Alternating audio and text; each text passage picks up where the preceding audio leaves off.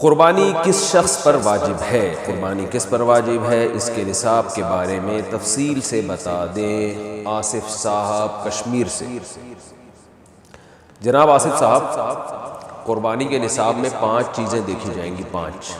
یہ خوب اچھی طرح دماغ میں بٹھا لیں، اور یہ 5 چیزیں کس دن دیکھی جائیں گی؟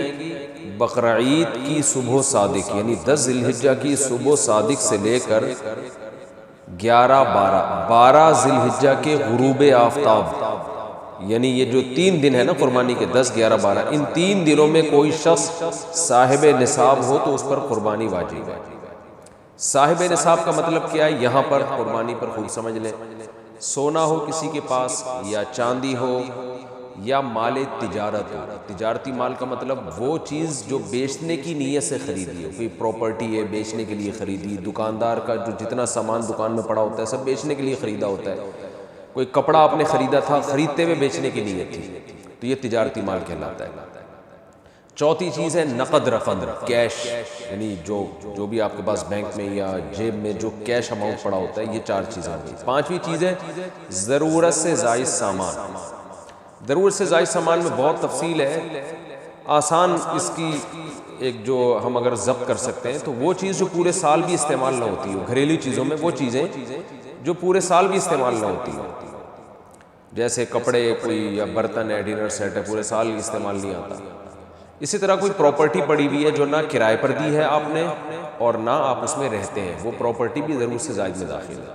تو یہ جو 5 چیزیں ہیں، کسی کے پاس یہ 5 چیزیں، ان کی جو ویلیو لگائی جائے گی تو ان 5 چیزوں کا مجموعہ اگر 52.5 تولہ چاندی کے برابر ہے، 52.5 تولہ چاندی آج کل 65-70 ہزار کے لگ بھگ ہے، نیٹ پہ سرچ کر لیے گا، تو کسی کے پاس یہ 5 چیزیں، یا 5 میں سے 4 چیزیں، یا 4 میں سے 3 چیزیں، یا 3 میں سے 2 چیزیں، یا کوئی ایک چیز 52.5 تولہ چاندی کے برابر ہے، اور یہ بقرعید کی صبح صادق سے لے کر ذی الحجہ کی 12 تاریخ کی غروب آفتاب سے پہلے تک رہتی ہے اس کے پاس، تو ایسے شخص پر، یعنی بقرعید کی صبح صادق کے وقت اس کے پاس یہ نصاب موجود تھا، اور یہ 13 تاریخ کی ذی الحجہ تک اس کے پاس یہ نصاب موجود رہتا ہے، تو وہ صاحب نصاب کہلائے گا۔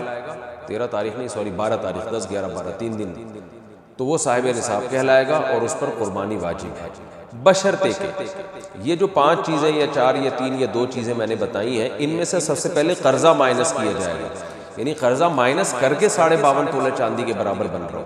اسی طرح گیس بجلی کا بل جو ان کے اوپر لازم ہے وہ بھی اس میں سے، یا جو مہینے کا راشن آئے گا وہ بھی مائنس کیا جائے گا، جو گھر کا ضروری راشن ہوتا ہے نا وہ بھی مائنس کیا جائے گا۔ مائنس کرنے کے بعد اگر 52.5 تولہ چاندی کے برابر رقم بچ رہی ہے تو ایسے شخص پر قربانی واجب ہے، چاہے مرد ہو چاہے عورت ہو۔ تو عورت کیسے قربانی کرے گی؟ سونا خواتین کے پاس بہت ہوتا ہے، چاندی ہوتی ہے، چاندی نہیں بھی ہو تو سونے کے نصاب جو ہے اس کے ساتھ اگر 1 روپیہ بھی ہے تو وہ بھی 52.5 تولہ چاندی کی قیمت دیکھی جائے گی اس میں۔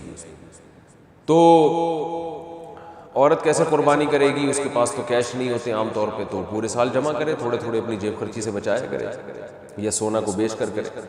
البتہ کسی کے پاس صرف سونا ہی ہے اور یعنی باقی 4 چیزوں میں سے کچھ بھی نہیں، 1 روپیہ بھی نہیں ہے، تو پھر 7.5 تولہ سونا جب تک نہیں ہوگا قربانی واجب نہیں ہوگی۔ یعنی سونے کے ساتھ اگر چاندی ہے یا پیسے ہیں یا تجارتی مال یا ضرورت سے زائد سامان ہے، پھر سونے کی ویلیو دیکھی جائے گی، سونے کو نہیں دیکھا جائے گا۔ لیکن اگر صرف سونا ہی ہے تو پھر 7.5 تولے سونے سے کم پہ نہ زکوٰۃ ہوتی ہے نہ قربانی ہوتی ہے۔ تو یہ ہے، تفصیل سے آپ کو بتا دیا۔ تو آپ چاہیں تو اس میں ایک گائے میں حصہ لے لیں، چاہیں تو بکرا لے لیں، چاہیں تو دمبا لے لیں، مرد پر الگ واجب ہے، عورت پر الگ واجب ہے، جو بھی صاحب نصاب ہوتا ہے۔ Ask Mufti Tariq Masood.